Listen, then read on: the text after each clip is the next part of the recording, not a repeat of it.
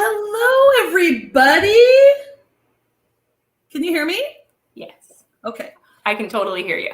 Okay, good. I always like to make sure that I'm also on Facebook because I don't know, it's not a narcissistic thing, but I got to make sure that we're actually streaming. It's a good idea. That would be awkward, wouldn't it? Yeah.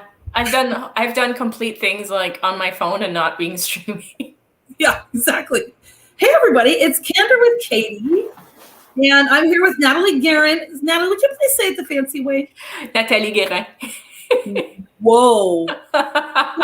It's very French. It's very French. What you did, though, was absolutely perfect. Thank you. I've known you how many years? Is it like 5 years? I think like 3 or 4 years at least. Yeah. I like to embellish. I once caught a fish this big. You know what I'm saying? Okay, so I'm going to give a little introduction, but I would like to, why are you speaking French? Where is it that you are?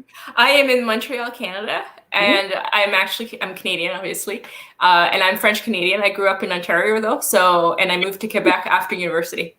And Montreal is a French English city, but yeah, and Quebec is a French province. It's very exciting. Well, as my people know that know me, I would spend my summers in Canada. So Nathalie and I did not meet when we were kids. No, we did not. I will give a quick intro, and then I'm going to break that intro down, and we're going to talk to Nathalie, okay? Because I'm going to do it like an announcer. Are you ready for this, Nathalie? I am so ready. I'm so curious to know what this looks like. Exactly. And I got some fun things coming for you, okay? So you guys, you're going to get to know Natalie's small biz. I don't even big biz owner. I'm just going to do the intro, and then we'll talk about it. My speaker today has been to 42 countries. Count it, 42. Most with the backpack. Whoa. Her favorite moments include hiking in India, Costa Rica, New Zealand, and Spain. Let's talk about diversity. Nice. 6 years ago, she left the IT world because she was one of those fancy pants computer people to start her online business as a healer and coach. And if you don't know what that is, I'm glad you're here. Okay. She is known to her followers, her tribe, as someone who cares, and they call her a gentle healer. And don't worry, we're going to break that down too, my friends. She is a money and mindset coach now. She helps coaches, healers, service-based breakthrough to 6 figures without working themselves to death. And we're also going to break that down. She's here today to share with us, you guys, how to find the time, energy, and money to turn your wildest dreams into reality. So welcome, Nathalie. Thank you so much for that. That's the biggest intro I've ever done. I learned how to write one last week. She told me this, so I decided to do it. So you guys, the more interaction, the better. We would love it. Like I said, I'm going to do a quick intro of how we met. We met, she had one of these things. We're going to show her websites where it was like a coaching thing or whatever, and I had signed up, and then I started doing Kandor with Katy, and then I had reached out to her and said, hey, can I use some of your info on the show? And she was like, of course. Then we started chatting. Then I started using her as a coach. So I've used her off and on for single sessions, for 6-week sessions. Like I can't remember when we had. I think it was 3 months. It was 3 months. It was Goddess Rising. Goddess Rising, because we're goddesses, right? I'm just saying. Yeah. So, about that. So I've known Nathalie a long time now. It's pretty exciting, and I want to talk about this first, Nathalie. 2 countries. Please tell me one of them's in the United States. Yes, of course. But it's funny because I don't count the US normally because it's like, for me, it's just like next door. Yeah, exactly. But yeah, I've been to 42 countries. And for me, that started when I was 16, and my family is not like a family that traveled. It wasn't something that was like that they do regularly. And my high school band went to Europe. And I went to Europe, I think, when I was 14 for the first time, and then 15, 16. And after university, I went. And then, 20 years ago, I left for a year. Like, you just go, It's one of those things that just kind of happens when you allow it to happen. It's really fun. I miss it. I love the, when you're traveling, you're just kind of like, you're being every day, and you're just kind of figuring out what to do. You don't have to plan anything. Like, I love it. This is the way I roll. I cannot travel with people who would need itineraries because whatever comes up. I'm good. I think my nightmare would be going on a cruise. Well, I did it with 40 friends, and that was different for my 50th birthday, so that was fun. But yeah. I can't imagine. I'm like, I love the freedom of it. But having said that, I really do like touristy spots too. Like I like doing the things that everybody else does because there's a reason people do them. They're kind of fun, right? Like, Great. If you go to Ireland, you're going to want to tour Guinness, the Guinness factory. If you go to Iceland, you're going to want to go to the Blue Lagoon. There's some things you have to plan at that time. Absolutely. No. Right. I went to Niagara Falls, on the Canadian side, right? And I went with a bicycle and I biked around the peninsula. And it's very cool because you get there and it's the cheesiest town in the world, right? Like, okay, maybe Las Vegas is cheesier. I don't really know. I've never been to Vegas, but you get there and then there's within 50 feet of the waterfalls, there is not a single tourist. Like it's all with it. It's like here. And then after that, it's the most beautiful area in the world. I'm not going that way. So if you guys saw my story earlier, I put a picture up of the Cliffs of Moher in Ireland, and these people are literally standing on the edge. It's like the people that go to the Grand Canyon and just stand there and take a picture, and it's like, it's crazy. Like I wouldn't do that. So I'd be like those people standing on the edge. You had said that your favorite hikes were in India, Costa Rica, New Zealand, and Spain. Why were those your favorite? Because they're multi-days hikes.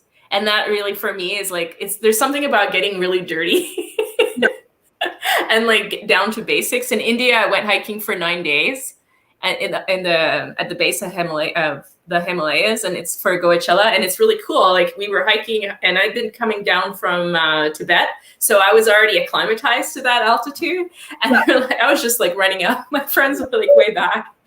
But it's just the flow is really cool. It's just relaxed. It takes time. And I love that, you're going up and you're thinking, am I ever going to make it? Am I ever going to make it? And then you get to the top and you're like, oh, it's okay. When I went to Spain, I did like probably 2 days. It was a 2-day one. And on the first day I was like, all right, like I know I have a little bit to go. And at lunchtime, I felt so tired. I was so exhausted. And I looked out in the distance and I could see the refuge out in the middle of nowhere. And I was like, why does it look so small? Because you're so far. It's like, wow, I think backyard pool is small. But then when you get there, you're like, that's huge. Yeah, really, those are some of my best memories is just hiking. And sometimes you get to hike with groups of people. That's really fun as well. I did that in Costa Rica and like just the beingness of it and the real disconnecting from everything. And you travel by yourself, correct? Yeah, mostly. I've never taken a trip with someone. Like sometimes people meet me, like in India, I had friends from here actually come and meet me, which was cool actually. Cool. Yeah. Hey. And then you meet people along the way. I was in Thailand once and I was just at a little hotel and all I wanted to do was kind of chill out and relax.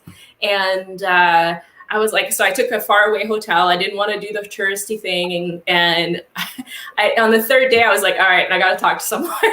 Like I had enough, right?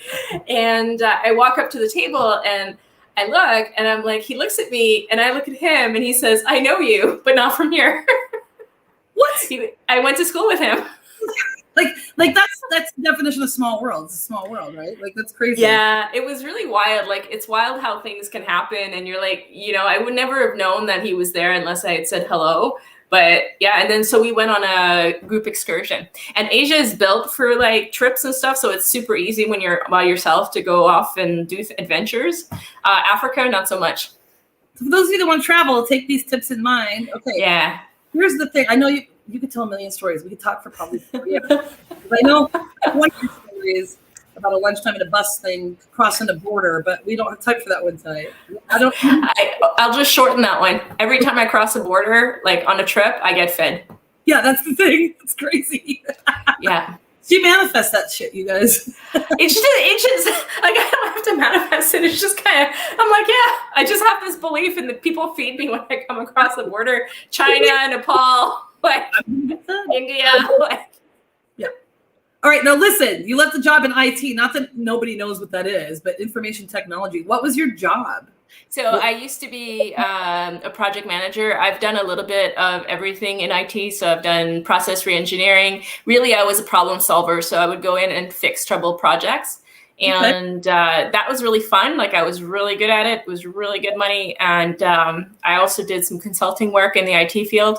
That got a little bit boring, but I did it so I could make room for starting my business. Yeah. which is online. You are a healer and a coach. Can you kind of delve on that a little bit? Yeah. So it's interesting that you called me a healer and a coach, because I'm like, oh my God, that's not the right title, but that's okay. Yeah, so it's just for people to know what a healer and a coach is. So a healer is someone that makes whole. And whole is to be holy, and holy is to be godly. So what I do is, when I work with people, I help them reconnect to who they really are and just let go of all the limiting beliefs. I'm a certificate of science in a healing modality called theta healing. And really, it's just about sending love. You can talk to the future, like you can talk to past loved ones, but it's really about doing everything that the person needs to let go of whatever limiting beliefs are in their way and reconnecting them so they can take action to move forward. And it's just a different way, I think, of coaching in some ways. And coaching for me is the art of moving somebody forward in a direction. Like, I think there's a lot of confusion these days about coaching, like, oh, you're going to sign up with a business coach, like they're going to teach you a strategy because they've done it. And that's not actually coaching. That is more mentoring. Coaching is really the art of being able to say, okay, where are you at? Where do you want to be? And how do we move you forward? That's it. No, thank you for clarifying that, because that makes a lot of sense. Because some people might be like, what? And like I said, I've worked with Nathalie before. And so it's basically, as people that know me know, I'm a big meditator and that kind of a thing. Like, I'm more of a spiritual person. I want to meditate. I want to figure it out. And she was really good at, she helps with meditations too. Yeah. So for me, the way I work with people is that, like, you can't just tell people stuff, right? Because that doesn't work. What you have to do is kind of look at it like a flower, and you have to open them up and, like, just one petal at a time, and really let that kind of get to the other side. Because if you can do that, the person can, like, oh, I'm ready, right? And if they're not ready, that's okay. They just come back, right? Yeah. And if you do it well, and people tend to be really comfortable around me. Yeah. Because people open up, they get healings. Like, I'm like, this is just a fact of life, right? And that's because it's done from a place of love. And we've just lost Katy. Katy, where are you? Oh no. So I'll just keep talking. So it's done from a place of love. I just said something went wrong. That's not, sorry. It's okay. I was like, Katy, where are you? So if I was doing healing work right now, I could say, Creator, take care of this. Yep. Sometimes it works, sometimes it doesn't. And, a lot of times people ask me if the healing work is really exhausting because you're connecting. And when you're doing it right, it's actually not exhausting. It's actually invigorating. It's like, it makes me feel alive. I love it. I love working with people and helping them just move themselves forward. And when I started healing work, I had just finished coaching school. And I thought, you know what, like, this isn't enough. There's the missing spiritual component to it. And now I'm really coming back and bringing the two back together, because for me, like, I really look back through what I value, and I value connection, I value spirit, and I value results. And so I'm really bringing that back, an element back into my business now. Hey, thanks for keeping it going. When I popped off there, I was just checking your comfort level. Just kidding. I don't know what happened. But thank you. And so Nathalie's worked with me. I've worked with her, you guys, and I will work with her again. You just do it when you need it. She's not a pressure person. And she's worked with me. There's times where I think I had scheduled an individual chat with you, and we did it, and I was just basically like, oh, and like I was just stuck, and you're just like, what is going on today? And then by the end of it, I was able to, like, okay, whoo, like, we made a plan and moved on. Yeah, and what people need to realize is when they're stuck, it's really not, like, the tendency is just to want to go push, or you start beating yourself up. And really, you just got to stop and, like, reconnect to who you really are. And that means feeling your feelings. And trust me, you're not going to die. No, thank you. So, and then it's like, all right, what do you want next? And then you can start to think clearly and really start to move yourself forward. But until you get connected, you can't hear your intuition. You're just running in fear, and you're like a little hamster on a wheel. Yeah, thank you. Well, so she's helping you guys. She can help you too. I'm just saying. I know that people have called you this. You're a gentle healer. Yeah. So, is that what you mean? Like, going on? Because you did that with me too. I was just like stuck. And you were hilarious. You were like, whoa, what is going on with you today? I'm like, I don't know. So actually, that is actually part of the way I am doing healing work. Like, I could go in and do healing work and be like, oh, this is so hard. Like, oh, poor you. And then I'm buying into your whole story. And really, I want to hold space for you to heal. And you know what? It's not the end of the world. You have crap. Let's just release it. And sometimes I cry with my clients, right? Yes. So it goes both ways. And there's a level of empathy that, like, with my clients, but there's also a lightness to it. And I think the person who said that said, she was just comfortable, and she was really like in a space of like, oh my God, I can't believe we go that deep, and I'm so okay. Yeah. Because I do go deep. I do go deep with my clients. She does, but it's not scary, you guys, because I'm one that's always fighting it. Like, I don't want to talk about it. Everybody's fighting it, right? Yeah. And sometimes what will happen is I'll hear thoughts from my client, like they'll pop into my head, and I'm like, "Are you sure that's done?" And they're like, "No, yeah." And I'm like, "What about this?" Yeah, you. All right. So we also have this. You are transforming us. So we were sort of talking about what we did before, and then I think probably, I don't know. You tell me. 2020 hit. No, thank you. And now she did this first. Kind of moved into the other thing, and I was moving back toward this in business. Yeah. So a couple of years ago, I had this really crazy dream to go and create a program to help people rise into purpose, passion, and happiness. That's actually when Katy joined us for that. And it was really the beginning of me listening to my intuition and allowing it to grow. And that turned into a program that was really helping with people with depression. But it wasn't like, when COVID hit, I was already at the point where I was out of alignment with it. I was like, there's something missing. And for me, it's that component of results. Like, I love making people feel better. And for me, it's not enough. Like, I want to see people get to the next level. I want to see them create businesses. And I didn't want to do business coaching, right? Yeah. So that's why I'm a money and mindset coach for entrepreneurs, because I help them get to the other side. Like, there's so much information out there on how to grow a business, how to like create offers. It's the assimilation of that information and the beingness that you need to come out to get to the other side. Was it last year that we did that? I'm sorry, I don't want to interrupt you. You can finish. I don't want to interrupt you. It was 2018. Okay, so it was 2018. Okay, so 2019. I'm sorry, 2 years ago in January. Yeah. 2020. Okay, so 2019. It was just in January, and we had been, like I said, I'd seen one of her things, and I'd been getting her emails and such, and then somehow I reached out to her on Facebook, and we became Facebook friends, and then I share her stuff, and then I did the Goddess Rising thing. But I think we individually did a few sessions. Well, and it was really interesting because it really brought me into where I needed to be. And then I was able to use that focus again in January of 2020 through March, where I was kind of, nobody had the money or whatever. And you're just thinking, oh, I'm crazy. And then that's actually a total mindset thing, right? There's still plenty of money in the world. If you have clarity, if you're like in alignment with it and you're open to it, it's great. The stuff that comes up at this time, though, is like a depression, right? Because it's like everybody doesn't have any money. Yeah. It's like you're fighting the group consciousness. So it's really important at that point to just stop and get clear. It's like the belief that it has to be hard to get clients or it's hard to get good employees. It's only hard if you believe that it's hard. Thank you. And that's what was that because I was in this weird place. I think you and I had a couple of chats, though. And I had revisited because, you always made fun of me because I always took notes. But those were highly beneficial to somebody like me who was a teacher, right? You didn't make fun of me like, you know what I mean? Like I felt uncomfortable, but it was like, stop writing. I'm like, no, I want to write it down. But I revisited that stuff and I was able to, I was down literally, I feel like that old commercial. I was living in a 1-bedroom apartment. I was down to hundreds of dollars, hundreds. That's it. I didn't know where I was going to come from.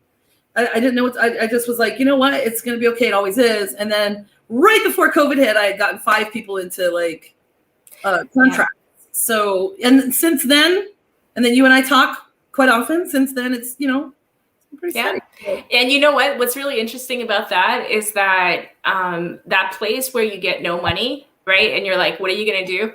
And I don't like where I am financially. Like I've been more stable. I've had a ton pile more before of money. Right. But But the process has taught me to stop worrying about money and that there is plenty. And it's taught me more than anything to trust my stupid intuition, right? It's not stupid. Cancel, delete that. It's just an adjective. But it's true though. Like if you're like, you know, at the end of the day, if you talk about the laws of the universe, it's like your desires are out there, your dreams are out there. And, you know, it doesn't matter if it's taking you 3 or 5 or 6 years to get there. It's a question of, are you willing to do the work to get there? And some of the time it takes time.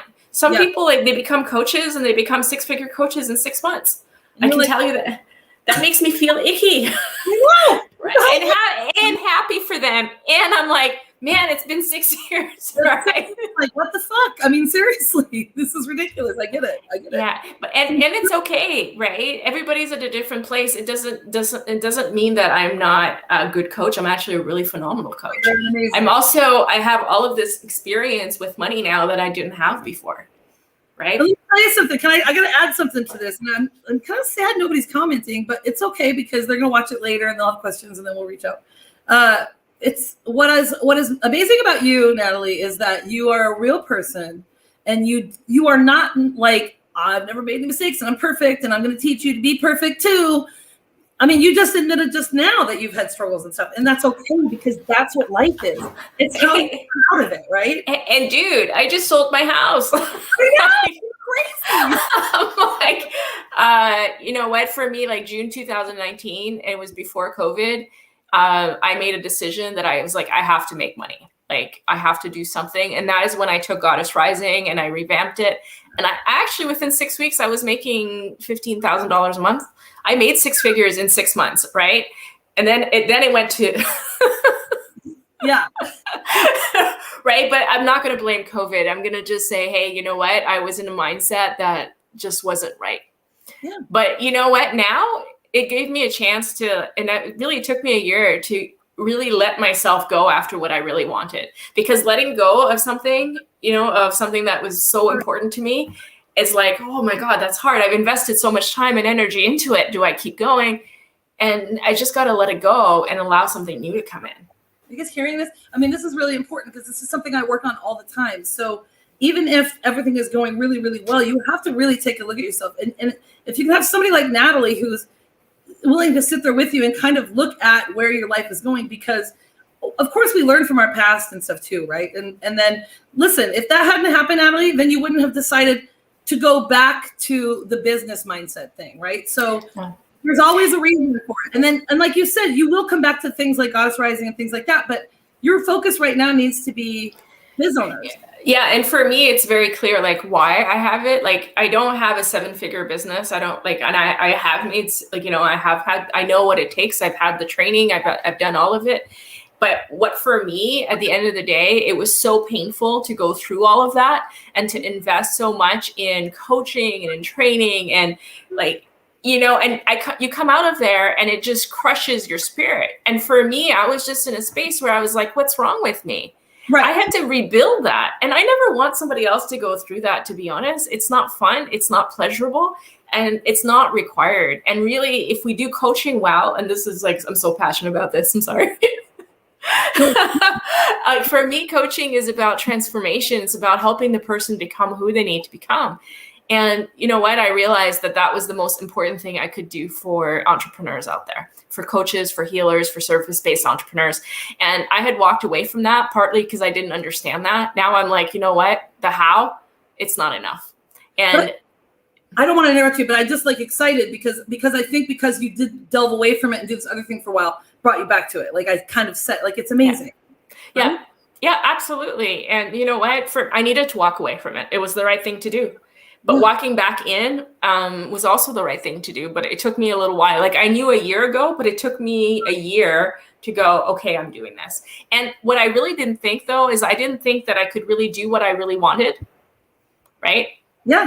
I didn't think I could just point and go. I would want somebody else to say, okay, you can do it this way. No coach is ever going to tell me I can be a money and mindset coach.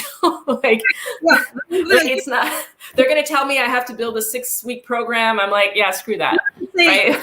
Like, fucking $1 million mansion, or like, who are you to say that you can be this money and mindset coach, right? Like, you don't have to have that. You don't have to. No, and I'm a really good healer. I do the energy healing piece. And for me, that was also another struggle, was because energy healing is great, but it's only one of the components. You still need mindset, and you still need the how. You still need to move yourself forward. It's from doing it from a place of alignment and keeping it simple. So I'm on a mission to get every single coach, healer, and service-based entrepreneur out there to 6 figures. So listen, this goes live to Facebook and YouTube. I'm going to share a link. I'm going to give it to you. You give it to people. You use this. Everybody else that I know, you use it. Let's get Nathalie. I always have trouble with this. Let's get her name out there, because she is really good. And that's the thing too. It's non-judgmental. And because it's going to sound like a weird analogy, but you've been through all the things, right? So you were this business owner and all the things. And so it's kind of like people trust people more that have been in the trenches. Okay. Yeah. I think part of it, though, is understanding also, and I'm going to say this from a coaching perspective, if you're looking at somebody for a transformation versus teaching you how to do something, just go in with the right expectation, right? Because if you're going in for a 6 to 8 week program and you're thinking it's going to give you the world, probably ain't going to work, right? And really good point, Nathalie. Right? Because there's just not enough time in that 6 to 8 weeks to get the transformation. You're going to get the tools, you're going to get the how, and you might actually, if you're lucky, get the results. But most of the time what happens is people don't understand what the hell they're being taught, let alone being able to implement. They don't have that level of experience. And so having that clarity, like, they're not built to make me money. Once I got that, I started to actually get my confidence back, right? Isn't that fabulous though? And I stopped getting angry, right? Because and it's not like you're angry, like walking around like, but we all do that. It's like, why am I not where I need to be? What, you know what I mean? Like, you're not walking around with glasses and stuff. No, but I keep a lot of things inside. I actually went to see a counselor because I was like, I need to express this anger. Now, the other thing that happens sometimes in the coaching world is they go, well, you can, and I had one coach do this, and I had paid him like $3,000 for a VIP day. I was totally like, right?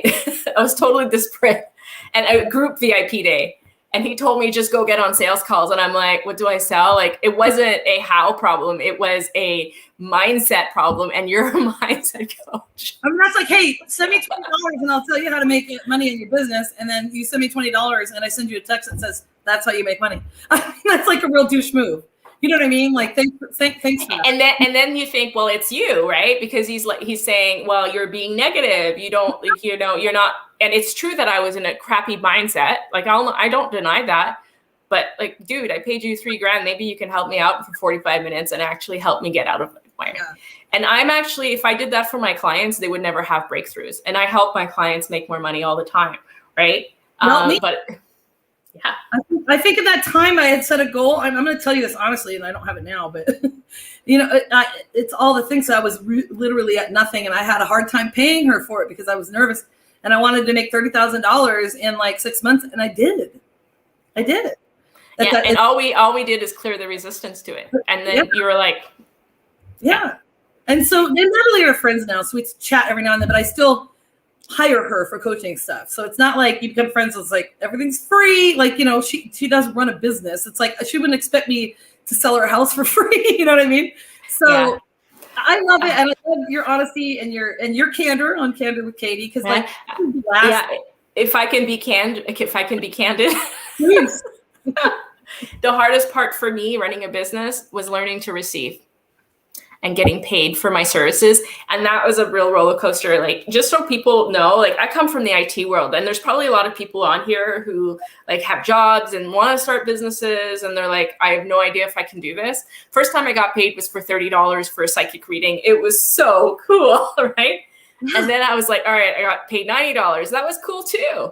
And then I was like, all right, I need to raise my rates. And I was charging more than anybody else locally. So then you're like, who am I to do this? So you start to like, and then people would pay me, right? I would do a great job. I was like loving this work, and clients would just show up, right? Like, this was part of my divine timing. Amazing. And then they would pay me $125 and I would hand their money back.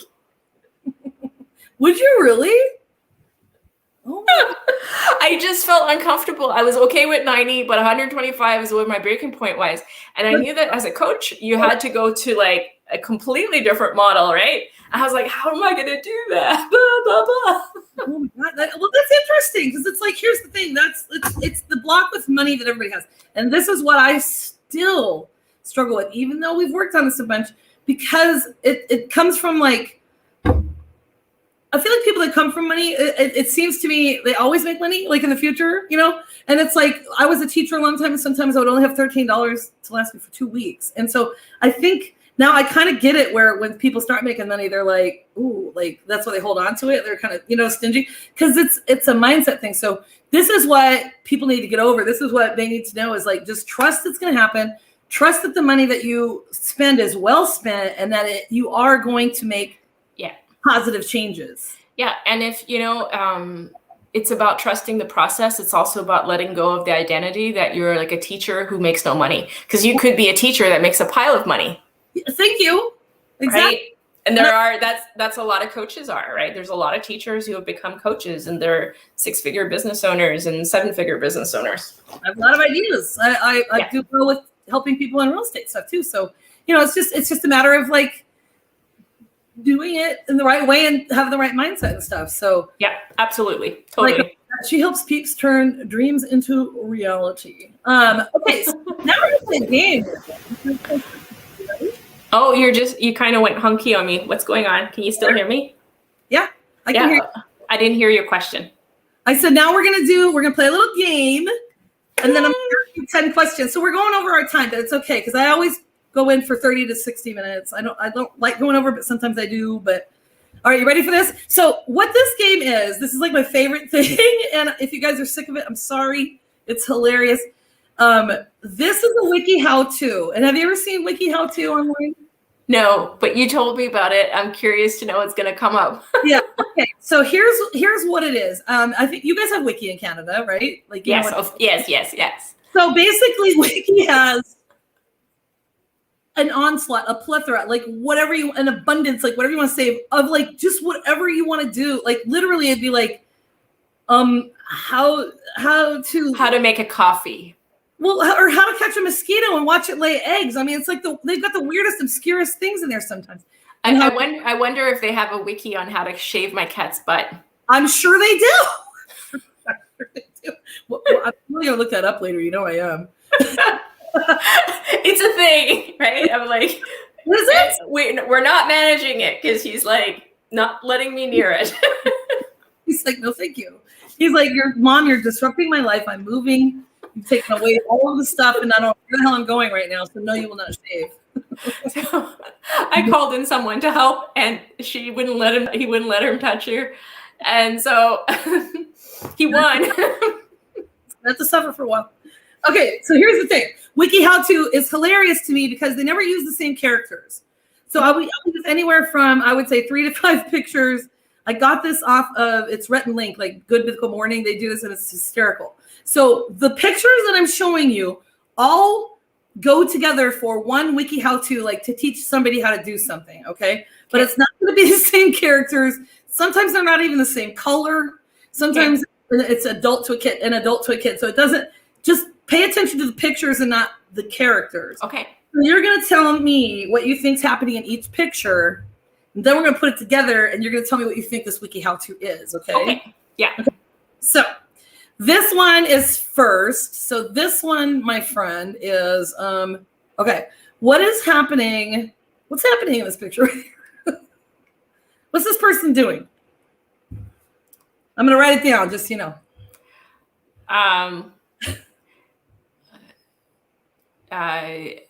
Wait a minute, I am pointing at the sky. What do you think? Why do you think he's pointing at the sky? Like there's some planes at the top. I don't know. See, this is hysterical. Like you don't have to be right. Like that's what's funny. Okay. So I'll just keep going here. Okay. It's too bad. It's too late. Okay.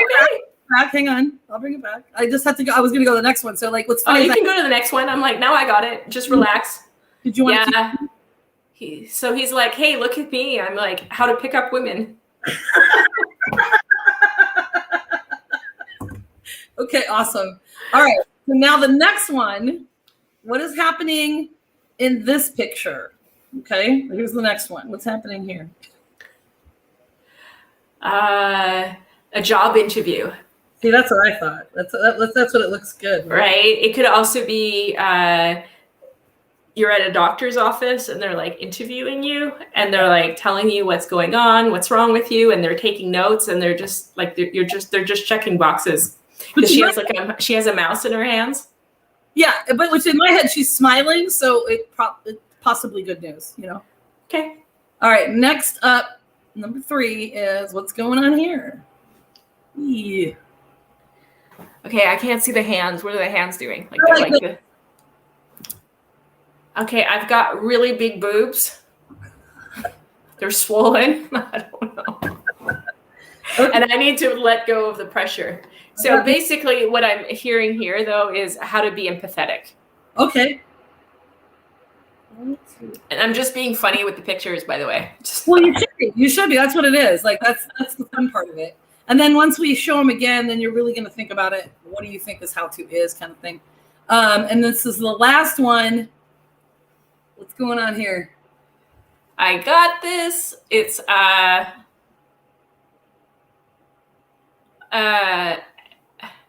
I just fixed your computer, and it's actually more like, screw you. I'm like, I've got this. Leave me alone. I put a firewall in there, or I can see everything you're doing from here. Just the deal. Now we're going to go back through, and we're going to look at all of them, and they're going to tell me what you think this wiki how-to is. So we're going to have to keep popping back and forth, so people are going to see us and then see the thing. So number 1, you said, and you're allowed to change your mind. That's fine. I'm pointing at the sky. Look at me. Look at me. There's a plane up there. Like, things are going on. Okay. Next one. Next one is it's either a job interview, like, hey, I think you'd really like this job, or like it's the doctor's office, but I think I'm giving you good news here because I'm smiling. Oh, whoa, what just happened there? Okay, sorry. I just did some weird thing and I was like, I think only I can see it. And then the next one is what Debbie said was like, let me tell you something. And you said, I've got some clues. Or how to be empathetic, which is empathic. My mom says, because I was an English teacher. Debbie says how to get a job. How to get a job. Good job, Debbie. You're throwing some things in there. I'm liking it. Okay, and then the last one. Like, do you see how weird these are? Like, they don't go together at all. Do you know what I mean? Like that. Well, they don't go together until you have the clue as to what it is, right? I'm gonna read them to you, and they'll make sense to you. So this is I've got this, or like, you know, screw you. I'm gonna leave me alone. Do something, and you're not gonna be very happy about it. Okay, so this whole thing is under. This is interesting because this is like what we do as sales type people. Okay, so how to use psychology to close more sales. But in particular, this section is managing your sales persona, okay? So this one, for instance, the first one is oops, wrong one. Sorry, my bad. See, there's got to be a way that I can just share these in a row instead of keep popping in and out. Okay, so this guy's like, be likable. How is that a be likable thing? I get that because of the shoulders. Right? You're like, forward? Yeah. I was going way too complex in here. I was like, oh, just be likable. Yeah. I can see that. And he's leaning in and he's looking at you with your eyes. Yeah. And the picture, when you look at it, it's like your focus goes to the left eye of that picture. See, look at you. I like this. So it says human beings are pretty self-absorbed. Okay, blah, blah, blah. Empathize. You have things in common with people.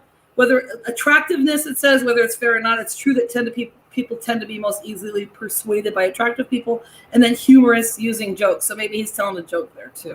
Okay. Yeah. All right. So then the next one is what's going on here. Not a job for you, but hey, be an expert. So that's why she's got the mouse, right? Yep. And so she is an expert. It was maybe not a doctor. Yeah. Exactly. But yeah, I totally get that. Yeah, I wouldn't do sales that way though. No, that's what's so funny about Wiki How To. So learn about the product, including its history, if it's a product, right? Yeah. Learn about the competition. That makes sense. Yeah, but it's about creating connection, right, between two people. Right. So that's why these pictures are hilarious to me. So it's like, if a potential client asks you a question you can't answer, be honest, that kind of thing. So it's like, you know, be an expert, because like if someone was going to ask me something about, you know, car mechanics, I wouldn't know what to do. I would refer them to someone else, right? Yeah. So, you know, I bought a program where they lied to me. I'm telling you, it's not a good thing. oh my God, tell us that story in a minute, because I want to. Yeah, I don't want to go there one. Okay, well, maybe that's right. Okay, so this one is be authentic. He's like, all right. In a nutshell, authenticity can be defined as undisputed credibility. So yeah, and it is a very empathetic move. See, it makes sense, right? Because his hands are open. He's not, you know, he's not threatening at all, right? And then the last one is the computer. That one was douchey. If you tell me it's sales, I'm like, that looks douchey. Basically, and it's funny that they use a computer. Stay positive. Okay, if a sales guy did that to me, I'd be walking in the other direction. I know, right? Here, let's leave a sale. All right, totally not trustworthy. Yeah, he's hiding behind a computer. So getting the prospect speaking about what they like about a particular product or service, why they like it. So this is not the kind of sales stuff you do. That's why I thought it would be kind of funny, right? Like, but it's the same principles, right? It's about creating connections, about allowing that discussion to happen, allowing questions to come up. Because when you're asking questions, like the guy might be like, okay, what's going well? But you're going to find out what the objections are. Yes. Yes. Right? It's the process. Debbie. Good job, offer. Good job, Debbie. Yay! Congratulations. Yeah, Natalie, you're absolutely right. That's what's so fun about these wiki how-tos. I mean, it is a fun thing that you can play with someone just for the heck of it. You just go to wiki how-to, save pictures, and then you have an interesting mind. I know, I'm so weird. It's okay. Now we're moving on to 10 questions. Oh my God. Okay. I'm sweating. I'm like sitting in my chair that I've never sat in before because it's always been in my living room.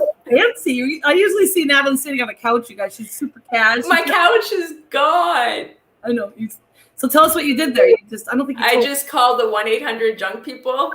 They're amazing people, by the way. Like, I totally recommend it if you want to get rid of stuff of your house. Like they came, I just pointed, they picked up, they took apart stuff, and they just carted it all away. And they took my credit card, right? Your house took it apart. You didn't have to like put it outside on a curb or hire a trash can thingy. No, they just came in and I pointed. I said, this is what I don't want anymore. I had made a pile in my living room of stuff that I wanted to get rid of. And then everything else, I realized I was giving away my whole office. You're like, I need some of this stuff. Yeah. Did they ever go? You sure? Yeah, I actually have less stuff now than when I moved in here. Really? That's so it's a really interesting experience. Not badass. I'm just gonna say. Okay, 10 questions. We're at the 10 questions. So anybody watching, coming in, like we've had this has been an awesome interview, Natalie. I'm loving it. Here's my 10 questions for you. You ready? Number 1. Do you know who James Lipton is? By the way, he used to do Masterpiece Theater. He was the guy with the glasses and he was weird. He always asked these 10 questions. I'll share it with you later. Okay, but this is where this comes from, this idea. I always try to make them different for everybody. There may be some of the same ones in there, but here's the first one. What makes you laugh the most? Being on water skis. Really? That's such an interesting answer. So it's like that would laugh. So when I was little, I couldn't get up on the water skis. Like talk about mindset. All I had to do was hold on to the thing. So a few years ago, my sister and her husband at the time took me out on the boat, and finally I got up, and all of a sudden I was just laughing, and like everybody, I was on video, and they just like belly laugh. Like I resonate, and you know how over water it just resonates. Yeah. I used to love doing that. Great question. I never could have guessed you would answer like that, but I love it. Good job. All right, next, number 2. What is your favorite thing about your career? As a coach, the people, actually the challenge. I'm going to say the challenge. I love the people. I love the transformation, but really honestly, my favorite thing is the ability to create and something that is completely outside of my scope of what was expected of me at the beginning. I love that. I love that, just pushing myself to do that. And yes, it's been hard. It's been a roller coaster, but being able to step up and say, hey, this is me, it's so rewarding. Oh, that just touched me. That's amazing. I love that. I feel like that's a very I should have answered that in a way that was well, it's my clients, but and I love them. And for me, it's the challenge is it brings me joy. That answer does not negate how you feel about your clients. That's a perfect answer. That is, I love it. That made me feel chills. Really love it. Thank you for sharing that. Okay, this one's fun. If you could be an animal, what kind would you be and why?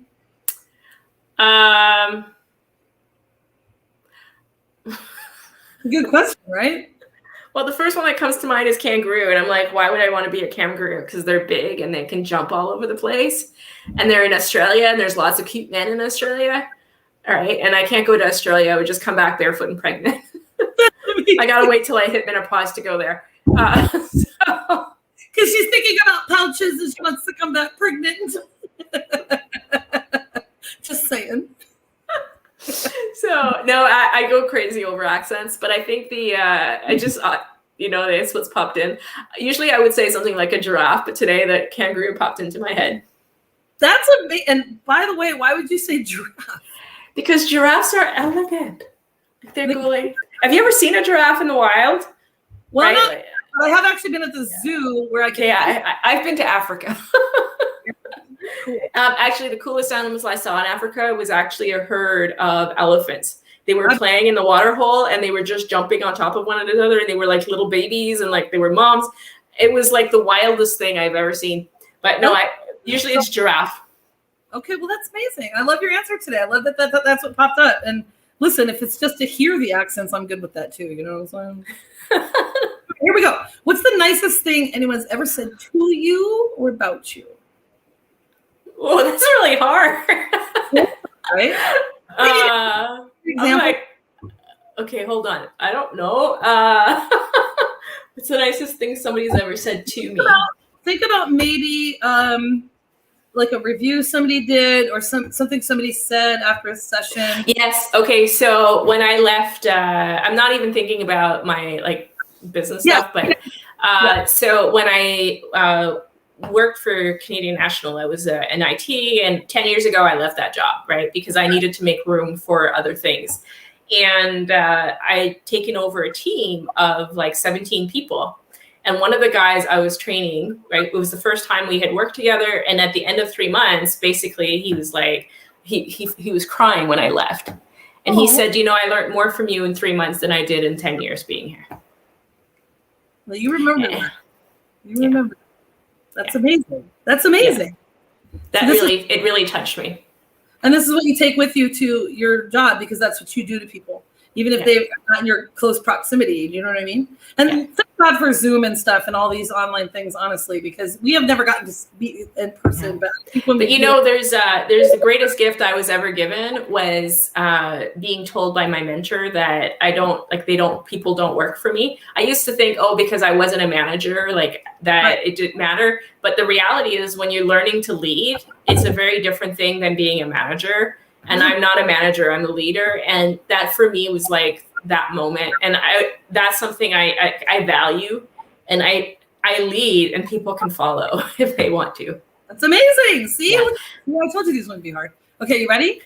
Yeah. Okay. Am I a clean, messy person? Well, I can't stand a mess. I hate cleaning. So I'm a messy person, and I hire a cleaning lady. You do? Okay. I just hired one. She was a deep clean. Yeah. Every couple weeks I hire someone. Not right now because of it's that. But I hate the thing I hate the most is laundry. I don't mind the putting in the washer, but I mind taking the clothes into the dryer. So I hate that. I'm it's not just me either. It's there's a whole world. If you guys are in it, give us some thumbs up in the comments, right? I'm exactly the same. I did 25 minutes today, clothes that I had hung up and in the dryer that I had to put up. And I'm how does one person have 25 minutes worth of folding and putting up clothes. I don't like it. And also, I use the same thing all over again. So I never go to my closet because I'm always at my laundry, and I hate unloading the dishwasher. So I hate it. I'm like, I hate loading it. And then I'm like, I start it, and it's like I have dishes piled up, and I'm like, I gotta empty it. So because the dishes are piling up in the sink. If I could turn this camera around, like it's on my thing, I just don't want anything to mess up. My dishwasher has been clean for 2 days, and I haven't put the dishes up yet. I've been washing the dishes in the sink. I don't even wash the dishes. I just wait till I get like nothing left, and then That's one of my favorites. But but what I do find though is that when everything's clean, it's really I feel so much better. Yes. Yeah. This is why I hired someone, because I'm the same. I'm not really messy. I'll let clutter pile up. I'll put mail on the table and then I won't go through it and that kind of thing. So I got that out and I'm really working. It's been a day. It's been a whole day. I'll tell you what I do with my mail, and I thought it was just me too. I thought all these things were unique to me, and apparently they're not. So you know how you look in your mailbox and you pick up a couple things, you're like, oh, I'm gonna look at that, and you look at it before you go inside, and you just put it back in the mailbox. Yeah, that's me. Yeah, putting them away is the worst. So probably clothes and the dishwasher, dishes. So I'm the same way. I'm like, I don't even want to tell you guys it's so bad. I had mail from September. I mean, like there's certain ones I go through, like you said, and the rest I put on the pile. And then so unless it's a bill that you have to pay, like your parking tickets, because they double in price every 90 days. I never pay them in time. We're the same on that respect. Okay, ready? Yeah. What is the most unusual thing you've ever eaten? Crocodile, I think. Ooh, where was that? Africa? Yeah, because in South Africa, well, all over Africa really, but in South Africa, they're really big meat eaters. Okay. And so it's crocodile, alligators in the US, so it's crocodile everywhere else. Yeah. So and impala, it's just meat though. It's just another type of stuff. Like I'm a very picky eater. So Are you? Oh yeah, I'm totally picky. Like if you give me things with like a really big range of taste or a funny texture, I'll do funny faces. I can't like do carrots with my dad's wife does that with carrots and mint, and I'm like, oh, I can't stand that. I can't help it, and I feel so bad because she's worked so hard over these meals. You like what you like. Debbie says chocolate covered ants. Okay, that's weird. I've never had those, Debbie. That's really weird. Well, I gotta ask you though, did alligator taste like chicken? Like, is it a good white meat? I don't really remember it, to be honest. Like, it didn't really stand out. It was kind of chewy. I do remember it being chewy a little bit. Well, now something I used to eat in Canada all the time is snails, escargot. I love snails. Like you cook them in butter and like it's awesome. Lobster. The best meal I ever had was in high school. We had a C2C dinner because the band was from Europe had come to join us. Yeah. And we had something for every province. We had caribou, we had lobster, we had like, it was the most incredible thing I'd ever seen. Like to this day, it was unbelievable. I know. I mean, if you don't really think about it, like I honestly don't think I could eat a bug, but snails, piece of cake. Okay. 7. What are 3 things you think about every day? I think about my mindset. Okay. I think about food. Who doesn't? Yes, please. What's my 3rd thing? And I think about how to get clients. Those are good answers. Okay, what was your first job? I did put it in here, but how old were you then? I was, I started the newspaper out when I was 12, like on my own, like that was mine. But before that, I was helping my sister. She had the paper out. So I would help her out like a couple of days a week. And she was only paying me like $250 a day, like every time I did it. And then I got the paper out for myself and I was like, she was totally ripping me off. I did that for 4 years. I did that till I was 16. It paid really, really well. And you got to talk to people and you got to interact and Sad that we're not there anymore. I actually had my volleyball coaches in high school had paper out in the morning for extra money. Like they would, really super early, throwing it out the window and stuff. And like nobody, there's a few people that still buy the papers, but that's kind of sad that, we don't have that anymore, but That's interesting. I remember when we bought the paper and like we came home and you, like my mom, I remember my mom always like laying it all out and like she was like, let's read this newspaper. Actually, and when you were looking for jobs and stuff, you actually looked in there and you circled them like in the movies. Yeah, I got my first job out of the newspaper, like after the Nugget, because the newspaper was called the Nugget. Yeah. So after the Nugget came out, like I circled it, and then it was like, oh, you can go get a job at a store. So I went to give my CV. I got the job right away. Like, hey, sir, I'd like a job. Yeah. They're like, yeah. I know, it's so interesting. Okay, so we got 2 more questions. One is, what is one thing you'll never do again? Keep it appropriate, Nathalie.